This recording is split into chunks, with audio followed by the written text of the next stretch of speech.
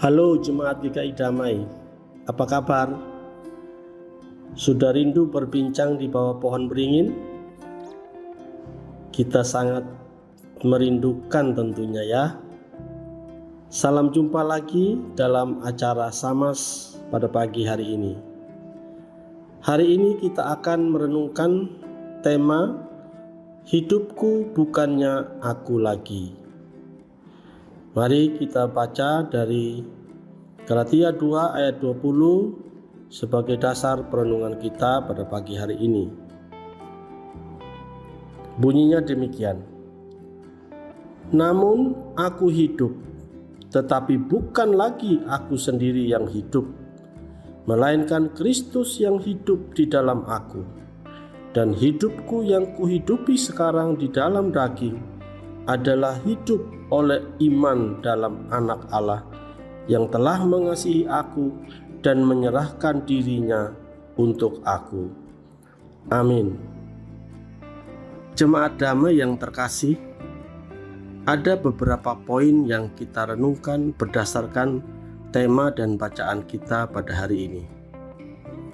Pertama, kita hidup karena relasi yang dipulihkan.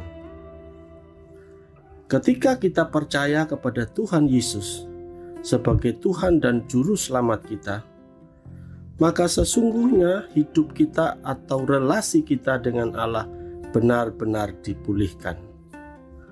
Relasi yang telah terputus karena dosa Adam dan Hawa menjadi terhubung kembali. Kita bisa datang kepada Allah tanpa halangan apapun.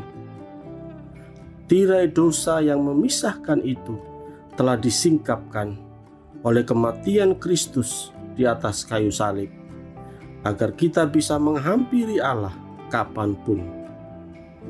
Dahulu kita adalah seteru Allah, tetapi sekarang kita telah menjadi anak-anak-Nya. Itulah hidup yang sesungguhnya, hidup dalam dimensi spiritualitas. Yang kedua, hidup yang dipulihkan adalah milik Tuhan. Hidup kita telah menjadi milik Allah. Hidup kita telah ditebus dan dibayar lunas dengan darah Kristus yang sangat mahal. Sesungguhnya, kita tidak berhak lagi atas hidup kita. Kita telah menjadi anak adopsi bagi Allah. Konsekuensinya, kita tidak bisa lagi hidup sekehendak hati kita atau semau gue. Hidup kita harus sesuai dan sepadan dengan karakter Allah sebagai Bapa kita. Yang ketiga, Kristus hidup di dalam hidup yang dipulihkan. Kristus hidup dalam diri kita agar kita dimampukan hidup sesuai dengan kehendak Tuhan. Ketika kita dapat hidup sepadan dengan kehendak Tuhan, sesungguhnya bukan karena kita yang mampu, melainkan karena Tuhanlah yang memampukan kita. Jadi, tidak ada alasan bagi kita untuk bermegah diri, apalagi merasa sombong, jika kita dapat hidup benar di hadapannya. Kita tak perlu menepuk dada jika kita banyak melakukan pelayanan bagi sesama sekaligus bagi Tuhan.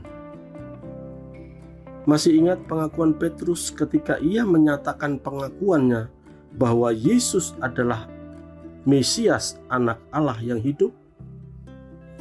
Tuhan Yesus berkata kepadanya, "Berbahagialah engkau Simon, karena bukan engkau yang mengatakannya, melainkan Bapa-Ku yang di surga."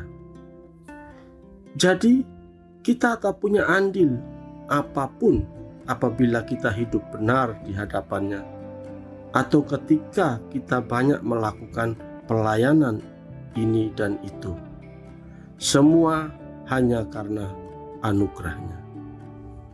Jemaat damai yang dikasihi Tuhan, kita hidup karena Kristus telah mengaruniakan iman kepada kita sehingga kita menjadi milik Kristus dan Dia hidup di dalam diri kita oleh Roh Kudus yang selalu memampukan kita untuk hidup sesuai dengan kehendak-Nya.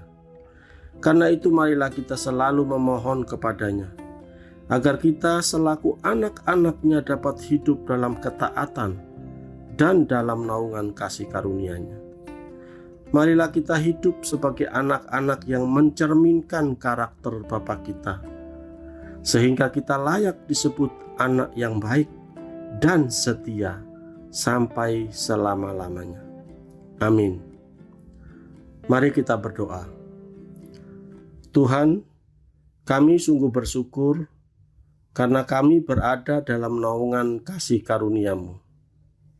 Kami berada dalam dekapan kasih-Mu, dan tak ada satupun yang dapat memisahkan kami dari-Mu. Karena itu ya Tuhan, tolonglah setiap kami agar kami tidak hidup sekehendak hati kami. Tolonglah kami agar kami mengabdikan hidup kami hanya kepada-Mu sebagai Bapa kami yang begitu baik dan penuh kasih. Terima kasih ya Tuhan. Terima kasih atas hidup yang Tuhan berikan sampai hari ini. Di dalam nama Tuhan Yesus, kami berdoa dan bersyukur. Amin. Demikianlah jemaat damai renungan kita pada hari ini. Ingatlah bahwa hidup kita bukan lagi milik kita, tetapi milik Tuhan yang telah menebus kita dan Ia mau kita hidup baginya. Salam sehat selalu.